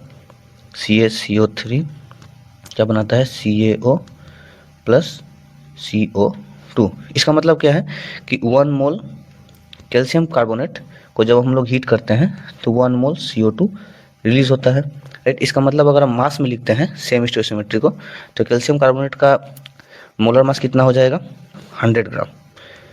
100 ग्राम कैल्शियम कार्बोनेट को हीट करते हैं तो कितना CO2 निकलेगा, CO2 का हो जाता है 44 ग्राम पर मोल। ये मेरा मोलर मास है। इसका मतलब क्या है कि 100 ग्राम अगर कैल्शियम कार्बोनेट को हीट करेंगे तो हमें 44 ग्राम CO2 निकल के आएगा। तो हमें कितना, हमारे पास कितना अवेलेबल है, 4 ग्राम। तो 4 ग्राम को हीट करेंगे तो कितना आएगा, निकाल लेंगे। 4 ग्राम को अगर हीट करेंगे तो ये निकल के आ जाएगा 44/100 इंटू 4, और ये निकल के आ जाएगा 4 4 16 16 176/100, राइट। तो ये हमारा हो जाएगा 1.76 ग्राम। तो हमारा ऑप्शन 1 हो जाएगा करेक्ट ऑप्शन। तो चलते हैं नेक्स्ट क्वेश्चन पे। नेक्स्ट क्वेश्चन बोल रहा है weight of 2 moles of organic compound which is obtained by heating sodium ethanoate with sodium hydroxide in presence of calcium oxide. अच्छा, तो यहाँ पे एक ऑर्गेनिक रिएक्शन दिया गया है किसका, सोडियम इथानोएट, CH3 क्या फॉर्मूला होता है, CH3 COO - Na+। ये हमारा सोडियम इथानोएट है, किसके साथ हीट कर रहे हैं हम लोग, NaOH in presence of calcium oxide. अच्छा, इस मिक्सचर को हम लोग सोडा लाइम मिक्सचर कहते हैं। इस मिक्सचर को क्या कहते हैं हम लोग? This is my soda lime mixture, soda lime mixture कहते हैं। अच्छा, इसके साथ जब हम लोग हीट करते हैं तो ये निकल के आता है क्या? ये बनाएगा हमारा मीथेन प्लस सोडियम कार्बोनेट। यानी कि ये रिएक्शन बहुत जनरल रिएक्शन है, डीकार्बोक्सिलेशन रिएक्शन है। आपको कार्बोक्सिलिक एसिड के चैप्टर में मिल जाएगा कि कोई भी एसिड को या एसिड के सॉल्ट को हम लोग जब हीट करते हैं सोडा लाइम मिक्सचर के साथ, तो वहाँ से CO2 रिलीज हो जाता है और एक कार्बन कम हमें एल्केन मिल जाता है। ठीक है, तो अगर मेरे पास यहाँ पे इथानोएट है तो हमें मीथेन मिल जाएगा, सॉरी यहाँ पे हमें मीथेन मिलेगा। तो मीथेन का फॉर्मूला क्या हो जाएगा? CH4, right. अच्छा, अगर हमारे पास प्रोपानोएट रहता तो प्रोपानोएट से क्या मिल जाता? हमें इथेन मिल जाता, राइट। अच्छा, तो हमें क्या दिया गया है कि 2 मोल्स ऑफ, क्वेश्चन में क्या है? 2 moles of the organic compound which is obtained. तो हमारे पास 1 मोल ऑफ CH4 का मास कितना हो जाता है? 12 + 4 = 16 ग्राम पर मोल इसका मोलर मास है। तो हमारे पास कितना है? 2 मोल्स है, तो 2 मोल्स के लिए कितना हो जाएगा? 16 × 2, that will be equal to 32 gram. तो हमारा ऑप्शन 1 हो जाएगा करेक्ट ऑप्शन। तो चलते हैं नेक्स्ट क्वेश्चन पे। क्वेश्चन दिया हुआ है the density of 1 molar solution of a compound X is 1.25 gram per ml। The correct option for the molarity of the solution is. अच्छा, तो मोलरिटी में सोल्यूशन दिया हुआ है, उसको मोलरिटी में हमें कन्वर्ट करना है, राइट। अच्छा, तो मोलरिटी का फॉर्मूला क्या होता है? Molarity equal to molarity is equal to number of moles of solute by total volume of solution. तो हमारे पास 1 मोलर सॉल्यूशन दिया हुआ है, इसका मतलब क्या है कि हमारे पास 1 मोल ऑफ सॉल्यूट है by solute by 1000 ml of solution. ये हमारा सॉल्यूशन का मोलरिटी दिया हुआ है। अच्छा, उसका डेंसिटी कितना दिया हुआ है सॉल्यूशन का? 1.25 ग्राम पर ml, ये हमारा सॉल्यूशन का डेंसिटी दिया हुआ है। अच्छा, तो हम डेंसिटी का मतलब क्या है कि हमारे पास 1 ml सॉल्यूशन का मास है कितना? 1.25 ग्राम, राइट। तो हम निकाल लेंगे 1000 ml के लिए, क्योंकि हमारे पास 1 मोलर सॉल्यूशन दिया हुआ है, तो 1000 ml के लिए मास कितना हो जाएगा? 1250 ग्राम, राइट। अच्छा, अभी मोलरिटी का फॉर्मूला क्या होता है? Molarity equal to number of moles of solute by mass of solvent in KG, mass of solvent in KG. तो यहाँ पे हमें पूरा सॉल्यूशन का मास नहीं चाहिए, सॉल्वेंट का मास चाहिए। सॉल्वेंट का मास कैसे निकालेंगे? तो मास ऑफ सॉल्वेंट ऐसे लिख सकते हैं, मास ऑफ सॉल्वेंट क्या हो जाएगा? टोटल मास कितना है सॉल्यूशन का? 1250 ग्राम। अच्छा, मोलर मास ऑफ कंपाउंड दिया गया है, इस कंपाउंड का मोलर मास दिया गया है 85 ग्राम पर मोल। अच्छा, हमारे पास सॉल्यूशन 1 मोलर ही है, मतलब 1 मोलर मीन्स मेरे पास 1 मोल कंपाउंड X है, यानी 85 ग्राम ही कंपाउंड है, माइनस, तो 85 ग्राम हम यहाँ से हटा देंगे, तो ये मेरा क्या निकल के आ जाएगा? 85 जाएगा तो कितना हो जाएगा? यहाँ हो जाएगा मेरा 5, ये मेरा हो जाएगा 6, ये हो जाएगा 1165 ग्राम। ये मेरा किसका मास आ गया? मास ऑफ सॉल्वेंट। यानी मेरे पास 1165 ग्राम सॉल्वेंट है और 1 मोल ऑफ क्या है? सॉल्यूट है। तो मोलरिटी मेरा क्या हो जाएगा? 1/1165।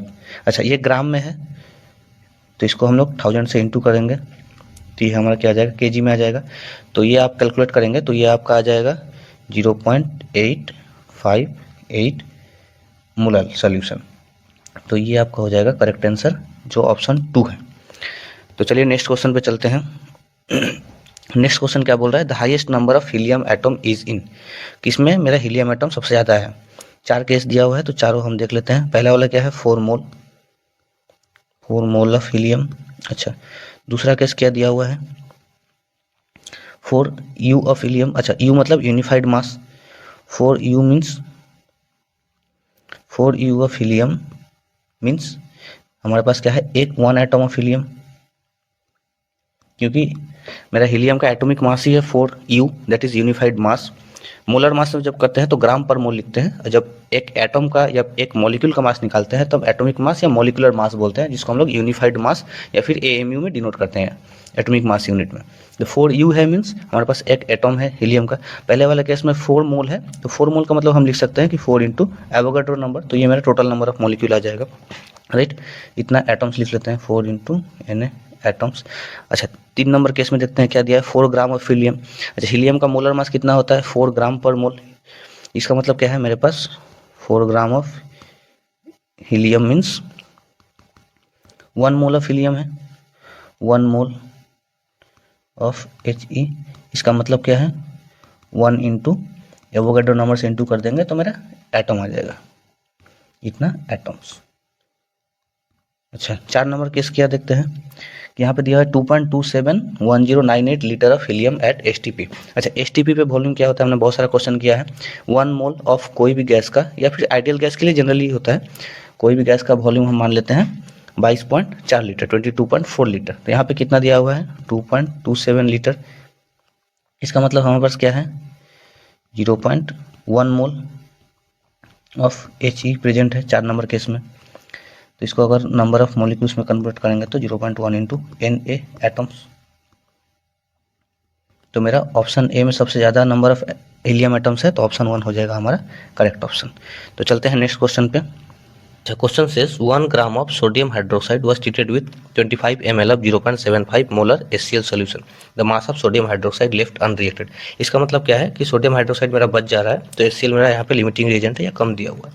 तो हम पहले बैलेंस्ड केमिकल इक्वेशन लिख लेते हैं, NaOH के साथ रिएक्ट कौन कर रहा है HCl, जो बनाएगा NaCl प्लस वाटर। अच्छा इसको अगर बैलेंस करेंगे तो यहाँ भी 1 आएगा, यहाँ भी 1 आएगा, राइट। तो मेरा NaOH और HCl 1:1 मोलर रेशियो में चाहिए। अच्छा अभी कितना number of moles of HCl है वो निकाल लेंगे पहले, तो number of moles of HCl कितना है वो निकाल लेंगे। हमारे पास कितना सोल्यूशन दिया हुआ है 0.75 मोलर सोल्यूशन दिया गया है, यानी 0.75 ऑफ मोल्स है कितना में 1000 ml में। अच्छा निकालना कितना है 25 ml सोल्यूशन दिया गया है 25। अच्छा इसको इंटू करेंगे तो ये हमारा आ जाएगा 18.75/1000, राइट। तो ये हमारा निकल के आ जाएगा 0.01875 मोल HCl। अच्छा अभी 1:1 मोल रेशियो में रिएक्ट करता है, इसका मतलब क्या है कि इतना ही number of same number of 0.01875 mole of NaOH required same number of NaOH required होगा हमें। अच्छा तो इतना NaOH का हम मास निकाल लेंगे, तो mass of 0.01875 mole of NaOH equal to molar mass से इंटू कर लेंगे। NaOH का मोलर मास कितना हो जाता है 40, जिसको हम लोग 40 से इंटू कर लेंगे 0.01875 इंटू 40। तो ये हम कैलकुलेशन करेंगे तो निकल के आ जाएगा 0.75 ग्राम। अच्छा हमारे पास दिया कितना था, प्रोवाइडेड कितना था 1 ग्राम, हमारे पास प्रोवाइडेड था 1 ग्राम। अच्छा कितना रिएक्ट करवाया या कितना रिएक्ट किया HCl के साथ 0.75 ग्राम, तो रेस्ट रिमेनिंग कितना रह गया वो लिख लेंगे। तो remaining NaOH equal to 1 minus 0.75 gram, तो ये हमारा जाएगा 0.25 ग्राम। अच्छा आंसर हमारा दिया हुआ है ऑप्शन M मिलीग्राम्स में, तो मिलीग्राम्स में कन्वर्ट कर लेंगे इंटू 1000 कर लेंगे, तो ये हमारा mg में आ जाएगा मिलीग्राम में, तो ये हमारा आ जाएगा 2250 मिलीग्राम, राइट। तो हमारा ऑप्शन 2 हो जाएगा करेक्ट ऑप्शन। तो चलते हैं नेक्स्ट क्वेश्चन पे। नेक्स्ट क्वेश्चन क्या बोल रहा है कि a compound X contains 32% of A, 20% of B and the remaining percent of C, then the empirical formula of X is। तो हम मान लेते हैं हमारे पास क्या क्या है, ए है, बी है, सी है। 32% हमारा दिया हुआ है। अच्छा, 32% मीन्स मास परसेंट में दिया हुआ है, तो 32 मास परसेंट मेरा ए है, 20 मास परसेंट बी है, और रिमेनिंग मास परसेंट कितना हो गया, 32 प्लस 20 52, तो मेरा 48 मास परसेंट सी है। अच्छा, इसका मतलब क्या है कि अगर 100 ग्राम लेते हैं, इन 100 ग्राम मेरा 32 ग्राम ए है, 20 ग्राम बी है एंड 48 ग्राम सी है। अच्छा, तीनों का क्या दे दिया है, एटॉमिक मास दे दिया गया है, ए का 64, बी का 40 और सी का 32। तो नंबर ऑफ मोल्स निकाल लेंगे इच का, नंबर ऑफ एटम्स या फिर नंबर ऑफ मोल्स जो भी आप बोलिए। तो ये हो जाएगा मेरा 32 गिवन है बाई 64। सेकंड वाले का बी का क्या हो जाएगा, 40 गिवन है बाई, सॉरी बी का कितना है, 20 ग्राम अवेलेबल है या 20 जो भी बोलिए एमयू बाई 40 मोलर मास दिया गया है। सी का कितना है, 48 ग्राम है, और मोलर मास कितना दिया गया है, 32। अच्छा, तीनों का हम लोग क्या करेंगे, रेशियो निकालेंगे। तो ये मेरा हो जाएगा, ये 32/64 1/2 इस टू 20/40 भी हो जाएगा 1/2 इस टू 48/32 हो जाएगा। ये आपका 16 से कटेगा 3/2 हो जाएगा। इसको सिंपल रेशियो में कर लेंगे तो 2 से इंटू कर लेंगे, हर सब में 2 से इंटू करेंगे तो क्या हो जाएगा 1:3। इसका मतलब क्या है मेरा, ये ए है, ये बी था, ये सी है, तो मेरा फॉर्मूला क्या हो जाएगा, ABC3। तो ऑप्शन 2 में दिया गया है ABC3, ये हो जाएगा हमारा करेक्ट ऑप्शन। तो चलते हैं नेक्स्ट क्वेश्चन पे। अच्छा, क्वेश्चन क्या बोल रहा है, the amount of glucose required to prepare 250 ml of M/20 aqua solution is. अच्छा, अगर हमें 1 मोलर बनाना होता 1 लीटर यानी 1000 ml, तो हमें कितना लगता, 180 ग्राम ग्लूकोज लगता, क्योंकि यही मोलर मास है ग्लूकोज का। हमें कितना बनाना है, 1/20 मोलर, और 250 ml बनाना है, तो कितना लगेगा, तो ये हो जाएगा हमारा 180, बनाना कितना है 1/20 मोलर इंटू 250/1000। तो ये आपका हो जाएगा, ये 4 बार में कट जाएगा, ये 4 4 16 4 5 20, और ये आपका हो जाएगा 2.25। तो इतना ग्राम हमारा ग्लूकोज रिक्वायर्ड होगा। तो हमारा ऑप्शन 1 करेक्ट ऑप्शन हो जाएगा। तो चलते हैं नेक्स्ट क्वेश्चन पे। नेक्स्ट क्वेश्चन बोल रहा है 1 gram of H2 has same number of molecules as in. अच्छा, H2 का मोलर मास कितना होता है, m ऑफ H2 होता है कितना, 2 ग्राम पर मोल। 2 हाइड्रोजन है, एक हाइड्रोजन मॉलिक्यूल में। अच्छा, तो यानी 1 gram of H2 1.0 gram of H2 में कितना नंबर ऑफ मोल हो जाएगा, ऑब्वियसली 1/2 गिवन कितना है 1, मोलर मास हमारा 2 है, तो 1/2। अच्छा, ये नंबर ऑफ मोल्स हुआ, और नंबर ऑफ मॉलिक्यूल्स पूछ रहा है तो हम एवोगाड्रो नंबर से इंटू कर लेंगे, इतना मेरा मॉलिक्यूल्स आ जाएगा। अच्छा, अब एक एक करके ऑप्शन चेक कर लेते हैं। एक नंबर क्या दिया है, 14 gram of N2, molar mass क्या होता है N2 का, नाइट्रोजन गैस का, 28 ग्राम पर मोल, राइट। तो 14 ग्राम में कितना हो जाएगा, 14 ग्राम ऑफ N2 में हो जाएगा, 14 ग्राम प्रोवाइडेड है, और 28 ग्राम इसका मोलर मास है, तो ये हो जाएगा 1/2 इंटू Na। तो ऑप्शन 1 मेरा मिल रहा है, तो ये करेक्ट ऑप्शन हो जाएगा। बाकी ऑप्शन भी चेक कर लेते हैं। दूसरा दिया है 18 ग्राम ऑफ H2O, तो मोलर मास ऑफ H2O क्या हो जाता है, 18 ग्राम पर मोल। अच्छा, 18 ग्राम ऑफ H2O में कितना मॉलिक्यूल्स हो जाएगा, 18 गिवन है और 18 मोलर मास है, इक्वल टू 1 इंटू Na कर सकते हैं। अच्छा, ऑप्शन 3 चेक कर लेते हैं, कितना दिया, 16 ग्राम ऑफ CO, तो molar mass of CO carbon monoxide क्या हो जाता है, कार्बन का 12, ऑक्सीजन का 16, तो ये हो जाएगा 28 ग्राम पर मोल। तो हमारे पास 16 ग्राम ऑफ CO दिया गया है, इक्वल टू 16/28 इक्वल इतना इंटू Na, तो ये भी नहीं मिल रहा है, इंटू Na। अच्छा, 4 नंबर भी चेक कर लेते हैं। 4 नंबर क्या दिया, 28 ग्राम ऑफ N2, तो मोलर मास ऑफ N2 हमने पहले ही लिखा है कितना, 28 ग्राम पर मोल। तो मैं 28 ग्राम गिवन है, 28 ग्राम ऑफ N2 में कितना हो जाएगा, 28/28 equal to 1 into Na, right. तो मेरा ऑप्शन 1 क्या है, करेक्ट ऑप्शन है। तो चलते हैं नेक्स्ट क्वेश्चन पे। Question says on complete combustion of 0.3 gram of an organic compound give 0.2 gram of CO2 and 0.1 gram of H2O, right. तो हमारे पास एक ऑर्गेनिक कंपाउंड दिया गया है जो कंबशन रिएक्शन के बाद क्या क्या देता है, कार्बन डाइऑक्साइड और H2O देता है। तो हमें निकालना क्या है, the percentage composition of carbon and hydrogen in the compound is. तो हम एज्यूम कर लेते हैं कि हमारा कंपाउंड क्या है, CXHY कोई एक कंपाउंड था, ऑर्गेनिक कंपाउंड। इसमें हम कंबशन रिएक्शन कराते हैं यानी O2 के साथ रिएक्ट करवाते हैं, तो क्या बनाता है CO2 और H2O। कितना ग्राम प्रोवाइडेड है हमें, 0.3 ग्राम प्रोवाइडेड है। कार्बन डाइऑक्साइड बना रहा है 0.2 ग्राम और H2O है 0.1 ग्राम बना रहा है, राइट। अच्छा, यहाँ पे law of conservation of mass का कॉन्सेप्ट यूज किया गया है, मतलब मेरा total mass of product will be equal to total mass of reactant. तो हम यहाँ पे लिख सकते हैं शॉर्ट में कि mass of reactants equal to mass of products.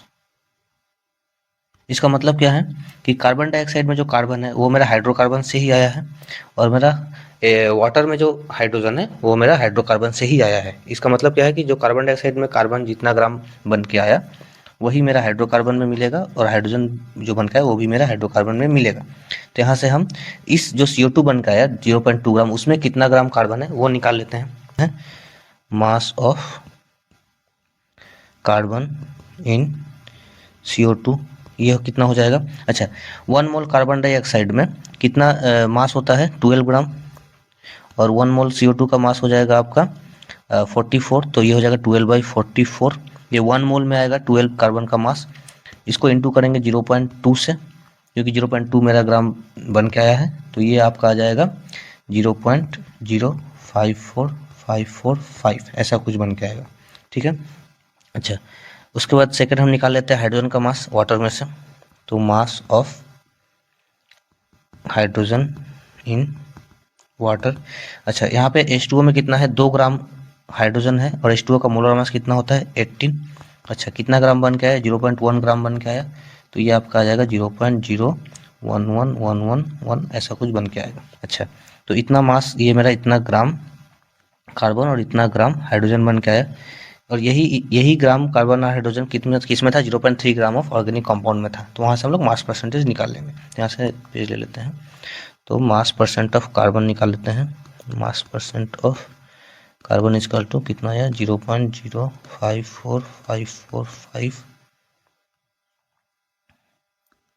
By 0.3 into 100 कर लेंगे, तो ये आपका आ जाएगा 18.18%। और मास परसेंटेज ऑफ हाइड्रोजन निकालेंगे तो ये आ जाएगा 0.011110 बाई मेरा H2O था 0.1 ग्राम, सॉरी ऑर्गेनिक कंपाउंड था 0.3 ग्राम, इंटू 100 से इंटू करेंगे तो मास परसेंट आ जाएगा, और ये आ जाएगा 3.70%। तो 18.18 और 3.70% मेरा ऑप्शन 2 में दिया गया है, तो सेकंड ऑप्शन हो जाएगा मेरा करेक्ट ऑप्शन। तो आई होप ये वीडियो देखने के बाद ये चैप्टर आपका कंप्लीट हो गया होगा और इसके बाद कोई फर्दर रिवीजन का ज़रूरत नहीं पड़ेगा। और भी चैप्टर्स का मैं 10 ईयर्स सॉल्व नीट के लिए इस पे अपलोड करूँगा इस चैनल पे, और इसका PDF भी मैं अपलोड कर दूँगा टेलीग्राम चैनल पे।